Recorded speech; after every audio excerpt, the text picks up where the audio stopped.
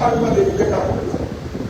এই হচ্ছে পার্থক্য, যেটা বাংলাদেশে ইনভেস্টিগেটিভ জার্নালিজমের রোল মডেল হওয়া উচিত ছিল। তার পরিবর্তে আমাদের কি জুটেছে? লাঞ্ছনা এবং সাজা। আজ পর্যন্ত প্রশংসা পাই নাই আমরা। এমনকি জাতীয়তাবাদী এবং ইসলামপন্থী ঘরানার সাংবাদিকদের মধ্যেও এটা নিয়ে কোনো আলোচনা নাই। এটা কত বড় ইনভেস্টিগেটিভ জার্নালিজমের উদাহরণ ছিল। এবং আরো মজার ব্যাপার দেখেন, ওই ঘটনার পরে এই স্কাইপ কেলেঙ্কারির জন্য যে বিচারপতি দায়ী ছিলেন সেই নিজামুল হক নাসির, এটা আপনাদের জন্য লজ্জার কথা। এই নিজামুল হক নাসির তার প্রমোশন হয়েছিল, সে আপিল বিভাগে গিয়েছিল। আপনাদের জন্য লজ্জার কথা এই জন্যে যারা সাংবাদিক, তিনি প্রেস কাউন্সিলের চেয়ারম্যান হয়েছিলেন। আপনারা এটা বাধা দিতে পারেন না। যে লোকের এরকম নৈতিক স্থল নিজামুল হক নাসির, সে আপনাদের প্রেস কাউন্সিলের চেয়ারম্যান হয়েছে। আর তার এই অপরাধ বের করার অপরাধে আমি জেলে গেছিলাম। আজকেও আপনি চিন্তা করেন, বাংলাদেশের বললেন না এখনো ফ্যাসিবাদ আছে। ফ্যাসিবাদ কতটা এখনো বিস্তৃত যে এখনো মাহমুদুর রহমানকে এসপি রিপোর্টে বলা হয় ক্রিমিনাল। আমি ক্রিমিনাল, এসপি রিপোর্টে মাহমুদুর রহমান ক্রিমিনাল। আর নিজামুল হক নাসির বিশিষ্ট ব্যক্তি আপনাদের দেশে। নিজামুল হক নাসিরের জেলে থাকা উচিত, সে ঘুরে বেড়াচ্ছে। নিজামুল হক নাসিরের অ্যারেস্ট হওয়া উচিত ছিল, গ্রেপ্তার হওয়া উচিত ছিল নিজামুল হক নাসির। কারণ একজন বিচারপতি এরকম অনৈতিক কাজ করতে পারে না, যেটা স্কাইপ কেলেঙ্কারিতে আমরা প্রমাণ করেছিলাম।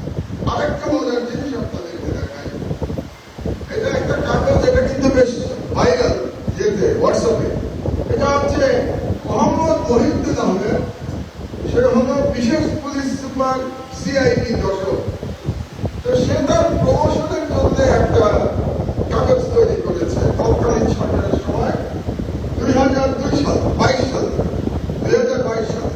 তো তার কি কি মানে সে কি বড় বড় কাজ করেছে, কি মহৎ কাজ করেছে। মহৎ কাজের মধ্যে একটা কাজ আমি আপনাদেরকে বলে শোনাচ্ছি। আমার দেশ পত্রিকার সম্পাদক মাহমুদুর রহমানকে আটক করে তথ্য প্রযুক্তি আইনে আমি চাকরি দিয়েছি। তারপরে মাহমুদুর রহমানকে অ্যারেস্ট করে তথ্য প্রযুক্তি আইন ICT 57 ধারায় চার্জশিট দেওয়া একটা ক্রেডিট, এবং এটা ক্রেডিট হিসাবে সে অফিসিয়াল। এটা এমন না যে কোনো প্রাইভেট কাগজ, এটি যে অফিসিয়াল ডকুমেন্ট। এবং এই হচ্ছে বাংলাদেশ। এবং এই পুলিশ কোথায় আমি জানি না, মহিউদ্দিন আহমেদ কোথায়, এখন কোথায় চাকরি করে, কি পোস্টে আছে আমার জানা নাই, কিন্তু এরাই তো আছে পুলিশে। তো পুলিশের সংস্কারটা এখনো হয় না। এটা হচ্ছে বাস্তবতা। এই বাস্তবতা মেনে নিয়েই আমাদেরকে লড়াই অব্যাহত রাখতে হবে। তো বাংলাদেশে খালি পুলিশের কথা বলে কি হবে? মেইন প্রবলেম কোথায় জানেন? বাংলাদেশের মেইন প্রবলেম মিডিয়া। 1971 সাল থেকে বাংলাদেশের মিডিয়া সম্পূর্ণভাবে ভারতীয় এজেন্ট এবং ভারতীয় সম্প্রসারণবাদের যারা এদেশীয় দালাল, তাদের দখলে চলে গেছে। আমি ইকবাল সোহান চৌধুরী কিংবা নাইমুল ইসলাম খান মার্কা দুর্নীতিবাজ এবং নিম্ন শ্রেণীর চাকরদের কথা বলতে চাই। আমার অবাক লাগে, ইকবাল সোহান চৌধুরী নাকি এখনো ব্যস্তভাবে আসে। কিভাবে আপনারা বসেন? কিভাবে আপনারা ইকবাল সোহান চৌধুরীর পাশে বসেন আমার জানা নাই। আমার কাছে অবাক লাগে যে ইকবাল সোহান চৌধুরী এখনো ব্যস্তভাবে আসে। এই ইকবাল সোহান চৌধুরী আমার দেশ দখল করতে চেয়েছিল। আমার সহকর্মীরা জাহিদ চৌধুরী খুব ভালো করেই জানে ইকবাল সোহান চৌধুরীর ইচ্ছা ছিল আমার দেশ দখল করা। সেই ইকবাল সোহান চৌধুরী ব্যস্ত হয়ে আসে। আপনাদের নেতা এখনো ইকবাল সোহান চৌধুরী আসে আসে ভাই, আসে না আজিজ সাহেব, আসে না বলতে হবে না, আসে আসে ইকবাল সোহান চৌধুরী। সুতরাং এদের কথা না হয় বাদই দিলাম, আপনাদেরকে এক সুশীল সম্পাদকের লেখা থেকে একটু পড়ে শোনাতে চাচ্ছি। নামটা একটু পরে বলি, আগে লেখাটা একটু শোনেন মনোযোগ। বঙ্গবন্ধুর আওয়ামী লীগ বাংলাদেশ সৃষ্টিতে আমাদের নেতৃত্ব দিয়েছে,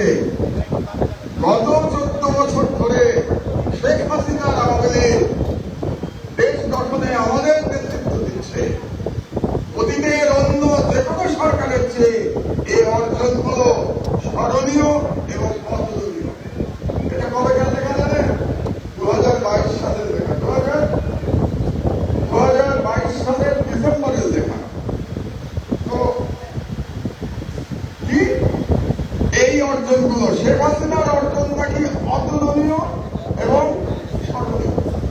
তাহলে এটা একজন সম্পাদক, এখনই আমি নাম বলবো আপনাদেরকে, এই সম্পাদকরা হলো আপনাদের সমাজের মাথা, আপনাদের সাংবাদিক সমাজের মাথা।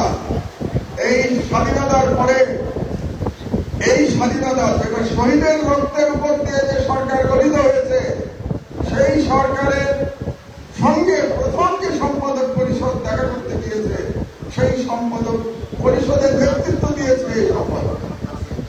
এটা তো আপনাদের লজ্জা হওয়া উচিত। এবং এই সম্পাদকের নাম হচ্ছে মাহমুদ আলম। তো মাহমুদ আলম এখনো আপনাদের নেতা, আপনাদের সম্পাদক পরিষদের নেতা। মাহমুদ আলমের ব্যাকগ্রাউন্ড কি? আপনারা যে বললেন আজিজ সাহেব ফ্যাসিবাদ মুক্ত দেখতে চান সরকারকে, আগে আপনাদের মিডিয়া ফ্যাসিবাদ মুক্ত করে। যদি সাহস থাকে মাহমুদ আলমের সামনে গিয়ে বলেন আপনাকে ক্ষমা চাইতে হবে, তারপরে আপনারা সরকারকে বলতে পারবেন যে আপনারা প্রশাসন মিডিয়া কি বলে ফ্যাসিবাদ মুক্ত করেন। আগে মিডিয়া ফ্যাসিবাদ আপনারা মুক্ত করেন। তো এখন এই যে মিডিয়া, এই মিডিয়ার ন্যারেটিভ কি ছিল? এই মিডিয়ার ন্যারেটিভ ছিল মৌলবাদ এবং ইসলামী জঙ্গিবাদ।